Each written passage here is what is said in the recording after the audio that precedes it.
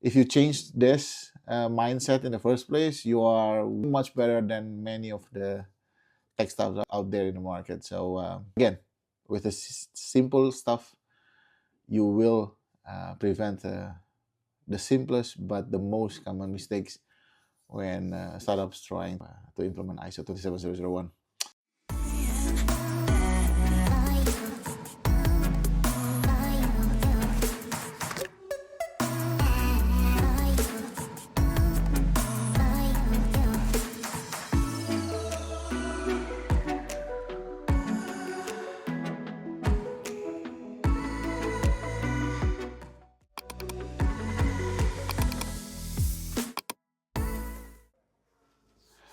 So, good afternoon, good morning, good evening, everybody. So, basically, last week when I was in Singapore, someone also asked me a good question, but something that I heard a lot as well about hey, what are the typical mistakes that founders make when they implement or trying to get ISO certifications? First of all, there are plenty of mistakes that people commonly do, but I think the main one, the most common one that we see when helping our clients or when we try to fix some of our clients are actually when they just bought the templates.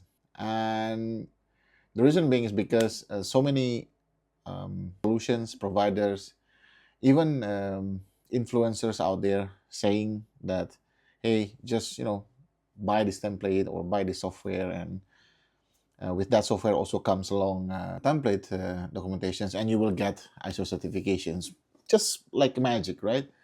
But in reality, that's not how it works.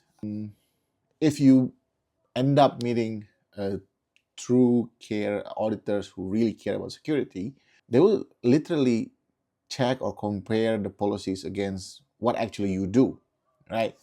So if you just buy the template and you just change everything according to your name or according to your company's name, while you don't actually doing what is written, that's the first and the most common mistake. Because most people somehow think that ISO certification is just about documentation. It's not. It might look like it, but it's not. It's more than just a documentations, collection of documents, but it's all about implementations. And the reason why people make a documentations because sometimes the implementation requires you to do that. Or to make things structured, you have to document so that others can follow. So ISO is all about doing the right things. Documentation is just part of it. And ISO is not about documentation itself. So that's the biggest and common mistakes that most people think or they need to do or they need to work on to get ISO certifications. And again, although it shouldn't be like that, but in many cases, I do understand why people end up thinking like that, because when they first look into the documents, if they buy even, the ISO certification is very long, lots of controls. So if there is a demand, there's always a supply, right? The demand is how can I go through this in a more efficient, fast way? And there's another party who try to sell the solutions as in, hey, we have the software, and together with it comes templates, or we just have the templates, and you follow these templates and the toolkit, then you'll be fine. Demand, supply, meet each other, then everything's fine, right? But yeah, unfortunately, most people actually don't realize that's not how it's supposed to be, right? So that's the biggest and most common issue that I found when talking to founders. And that's also the reason why, if you ask me, right, do I need to buy a template altogether? No. What kind of documents I need to prepare? How should I document it?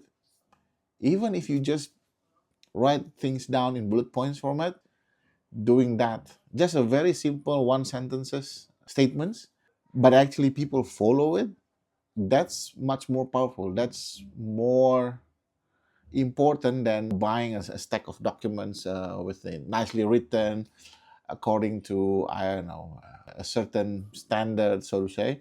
That shouldn't be your goal. It's not a race. It's not a race for writing competitions or a race of getting the best documentations available in the market. No, What is important is actually you create something, you write something, and you follow it. And if you, just like me, I'm not an English is not my first language, so to say. So it's easier for me to write in short sentences in bullet points, then it's fine. And as far as what I know, and I'm also an ex-auditor myself, we don't really care whether you write it in a nice paragraph, good-looking format. Even if you just write bullet points, very simple, that we can follow as an auditor, that we know you are doing it, your team members are doing it, that's more than fine. That's actually what we're after for. So yeah, for tech founders out there, whether you are the CEO or the CTO, please bear in mind, for whatever reason, if you believe that you have to start with buying templates, go ahead.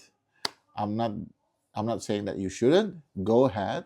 But when you review it, when you approve it, make sure that you approve something that you believe that you can do it and you will do it.